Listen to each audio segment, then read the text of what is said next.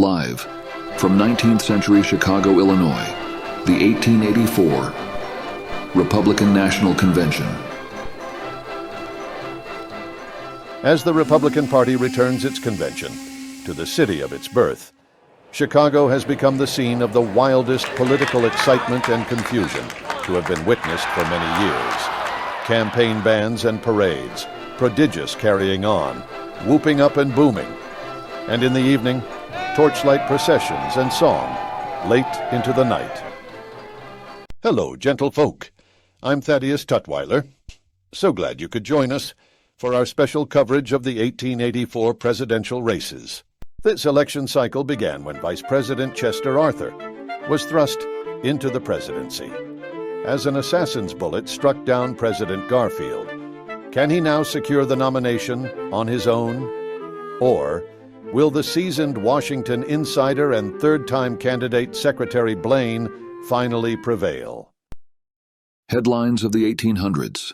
Special election coverage. Brought to you by Victor Tricycles, won all races in '83, and H.W. Johns Asbestos Liquid Paints. The delegates have tallied the first round of balloting. Let's take a look at the tabulation board. Secretary Blaine is leading President Arthur. 410 votes are needed to secure the nomination. Both candidates are short of that mark. Let's take this opportunity to highlight the potential nominees. President Chester Allen Arthur. Arthur has ascended from his post as Collector of the Port of New York to the office of the President, an indirect and improbable rise. Ex-Secretary of State, former Senator, and former Speaker of the House, James Blaine, has been a fixture in Washington for decades, now seeking the nomination again. Senator Joseph Hawley, from the state of Connecticut, where he has also served as governor and congressman. Convention update. Now we turn to the tabulation board for the results of the second ballot. And Secretary Blaine still leads President Arthur. Very little movement amongst the delegates. Perhaps this will continue for some time. Meanwhile, let's take a deeper look at some of the contenders and their positions on important matters. Senator George Edmunds of Vermont, an advocate for civil service reform and a critic of the railroad lobby, in particular its influence over Secretary Blaine. Senator John A. Logan of Illinois. Senator Logan served as General of the Union Army under Grant. A champion of the soldier, he helped establish the Memorial Day national holiday. Senator John Sherman of Ohio.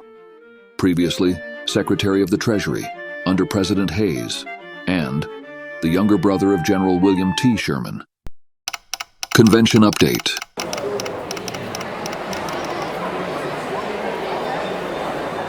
And the third ballot results are in. On the tabulation board, we see Secretary Blaine has gained a handful of delegates.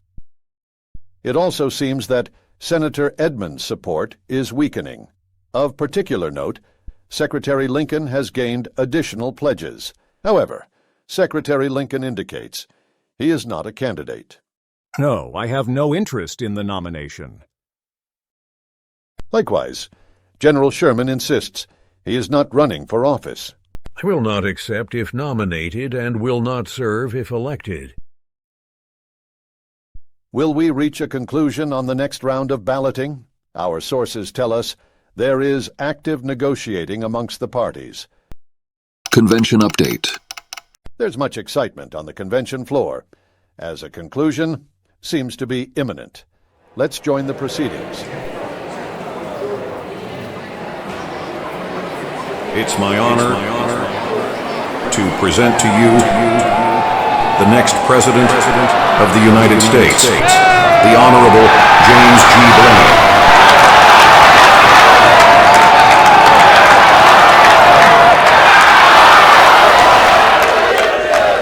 Convention update. The final tally on the tabulation board shows Secretary Blaine with 541 delegates, and thus he becomes the 1884 Republican presidential nominee, with Senator Logan chosen to be the running mate. Join us next month as we cover the Democratic Convention and learn who will challenge Blaine to become the 22nd President of the United States.